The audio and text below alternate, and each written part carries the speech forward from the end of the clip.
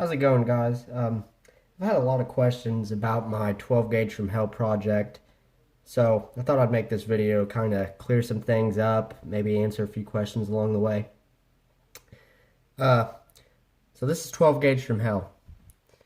It's loaded using 3.5-inch lathe turned brass made by Rocky Mountain Cartridge Company. Originally, the 12 gauge from hell was loaded using 50 BMG brass. There's a good little comparison for you. So it was used with 50 BMG brass, and what they did is cut the back end off, threaded it, and then added a rim. And then they held it in place with Loctite or something like that. But it still used 50 BMG primer. The case was then fire formed and trimmed down to 3.85 inches, I believe. With that case, you can get crazy numbers. We're talking like 1,000 grain slugs at over 3,000 feet per second, something ludicrous like that. But to get those velocities, you need either a custom rolling block or a Savage bolt-action shotgun with a bull barrel. I didn't want to do that. I wanted to go the easy route, something that's a lot cheaper to do. So what I went with was the H&R Ultra Slug Hunter. That barrel is super thick, and the action is a steel action, unlike the partners that are cast iron, I believe. So the action is super strong, the barrel is really thick, and it's actually very packable. I had to add quite a bit of weight to the buttstock to help balance it and to help mitigate some of the recoil that this cartridge produces. I've got my gun to 11 pounds even. It balances perfectly, but it still might be a little light for this. It really knocks the piss out of you. So originally, I started loading with very slow rifle powder. There was not very much information out on the internet regarding load data or really anything to do with this cartridge. So it took months and months of research and digging through a lot of old forums, and I started finding a little bit more information on it. The load that I found that I based my first starting loads off of used 50 BMG powder, is H50 BMG, which is currently out of production. So what I did is I looked at the burn rate chart, and I found US 869 had a very similar burn rate to H50 BMG. So the load that I was trying to mimic called for 225 grains of H50 BMG. To play it safe, I loaded 200 grains of my US 869 to start out with. And what happened was, this Rocky Mountain brass, it uses a 209 primer. And the 209 primer, even though I'm using the Magnum 209s, it's not strong enough to ignite the very slow rifle powders, sort of like the US 869, Retumbo, stuff like that. So what I ended up having to do is called duplex loading. Now, duplex loading kind of gets into the weeds a little bit of reloading, and it's a very uncommon thing to do, and usually garners a very weird and wary look when you discuss it with other people that reload. Because it's dangerous, everyone says not to mix your powders, and that's for good reason. But with something like this that is such an oddball of a Wildcat cartridge, you got to do some pretty crazy stuff sometimes. Duplex loading, it's not unheard of. A lot of big bore cartridges, mainly the 700 Nitro Express, which is very, very similar to what this is, have to use duplex loading. So some guys that would load 700 Nitro Express were running into problems with hang fires. So what they did to fix that was duplex load. What they'd do is they'd take fast powder, dump it first, and they'd put their slow powder on top of that. And that acts as a secondary primer for the bigger charge. And the reason this happens with the big cases like this is there's just so much capacity that it's hard for the primer to churn the powder and get enough ignition. So what happens is it'll ignite a little bit of the powder and then it'll slowly start to burn. It won't all burn at once like it needs to. So it'll slowly burn and it won't go off. Instead, the pressure will slowly start to build in the case, and then all of a sudden it'll just go off. And that's a hang fire. It's a very dangerous situation. So to prevent that from happening to me, I decided to duplex load. So what I'd do is I would take my clays, which is a very fast, very, very fast powder. In fact, I think it's at the top, if not near the top of the burn rate chart. So I'd take my clays, I'd dump in a few grains of that, and then I'd dump my slow rifle powder, and then on top of both of those, I'd add my cushion wad, and I'll get to that here in a minute to explain what that's for. And then I'd put my bullet last. I wanted to get away from that though, because when you start adding extra steps to the reloading process, that opens the door up for human error.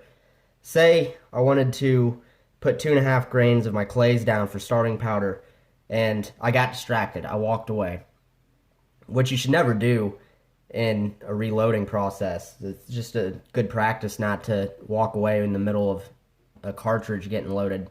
But anyway, I walk away. I come back, and I forgot that I had already added my clays. So I dump another 2.5 grains of clays in it. Now I've got 5 grains of clays in there. And then I charge with my 200 and some odd grains of slow rifle powder. So that could happen. Or I could use the clays to fill up the whole case. And that would be very bad. That could explode. So for those reasons, I wanted to kind of move away from that. And it wasn't performing as like I would like it to. I wasn't getting the velocities that I wanted. It was kind of inefficient. I was using so much powder for not that much velocity. But originally what I wanted to use the slow powder for was so I could have a better charge density. So I wouldn't have to use as much fill. But on advice from Ed Hubble, I switched to Reloader 17. And this stuff right here is the bee's knees for this cartridge. I would recommend anyone who wants to load for this to just immediately go to the Reloader 17. Don't even try the slow stuff. So for example, the best that I've gotten with the really slow stuff required 4 grains of clays and 200 grains of Rotumbo, and I got 1,801 feet per second. With this Reloader 17, I used 225 grains and got 1,830 feet per second. That is crazy velocity for a 616 grain slug. And I'm still working up. This stuff is just awesome. I get a good clean burn, and I can't complain. I'm very glad that Ed Hubble recommended this powder. So I mentioned the cushion wad earlier, and what I use is standard 12 gauge fiber wads. They're non-lubricated, and the reasoning behind the cushion wads is to take up the empty space in the case. So I said I used 225 grains of Reloader 17. That's about thereabouts. So I need to fill up that empty space. So I use two half-inch fiber wads to fill up that space. And what that does is, since it takes up that empty space, it moves the pressure curve out of the case and down the barrel. So your pressure is very low in the case, and your pressure curve gets moved down the barrel, which makes this able to be fired out of this single shot. Ed Hubble had this load tested at 25,000 psi, which for a shotgun is quite a bit, but for a rifle cartridge, which this is, a lot closer to being at this point, is very low. And that H&R, it could handle that pretty easily. So that is what the fiber wads are for. I would not recommend loading this without any cushion wads. It's just dangerous. So that's pretty much the gist for the loading procedure for this cartridge. I will mention that I'm using 616 grain Fury slugs. Now, at these velocities, this slug is no good. I mean, I can use them to kind of dial in loads, and that's what I've been doing. But I have managed to capture one of the projectiles, and this was all that was left. It just gets destroyed. They were not made to go this fast and dump that much energy. So, I'm on the hunt for a better bullet. I can get full bore slug molds made, but I'm just not a big fan of lead bullets. There's a lot of people that say, "Oh, cast lead is the way to go," or stuff like that. But it's just not for me. I prefer the modern monolithic design bullets made out of brass or copper. That's just my opinion. I think they're better bullets. But anyway, Lehigh Defense is willing to make me a .729-inch diameter solid copper slug modeled after their Extreme Defender, which ought to be absolutely nasty coming out at these velocities. So I've got that to look forward to. It's kind of expensive, so I've been kind of shopping around, but Lehigh has been the only ones that have really responded. So I'm about to pull the trigger on that and get some custom bullets made. So that should be interesting. You guys should look forward to that. So I mentioned that I'm using an H&R. And the specific one I'm using is the H&R Ultra Slug Hunter, and that's the only one that should be used. It's got a really thick barrel. I think it's near 1.5 inches thick, and that's what Ed developed a lot of these loads for. So I know that is a very proven platform. And so what you'll do is you'll get your H&R, and the only thing you'll need to do to it is to have the chamber linked to 3.5 inches and add weight. My gun, like I said, weighs 11 pounds, and that's on the lighter side. I swapped a stock out for a Boyd stock. You can get the thumb hole grip stock, and I think those are a little heavier. You could probably squeeze a little bit more weight out of it. But at 11 pounds, this thing has some recoil. You can get other shotguns, but I wouldn't trust them. I would stick with the H&R or the Savage with the swapped barrel. While we're on the discussion of recoil, a lot of people think it's more than what it is. And the best way I can describe it is it's not as bad as you think, but way worse than you can imagine. I've shot a lot of big bores in my life. A lot. this is without a doubt the most recoil I've ever felt, bar none. It is a very violent shove. This Reloader 17, it's more snappy than the slow stuff. The slow stuff was just a definite shove. It was not pop on the shoulder at all. It actually, I could shoot that more easily than I could my 458 lot. The 458 lot is a lot higher pressure, and it smacks your shoulder pretty good. While this has more recoil than the 458 lot, uh, it's not too bad on the shoulder. And I think the biggest reason behind that is the Magnum limb saver that I have on it. That pad's probably 2 inches thick, 2.5 inches thick, and it absorbs a tremendous amount of recoil. I couldn't imagine shooting the thing without it. It'd probably break your shoulder. Uh, but you know, it's not as bad as it seems. I'm a very small guy. I weigh 130 pounds, and I'm about 5'4", 5'5". You know, on a good day if it's warm.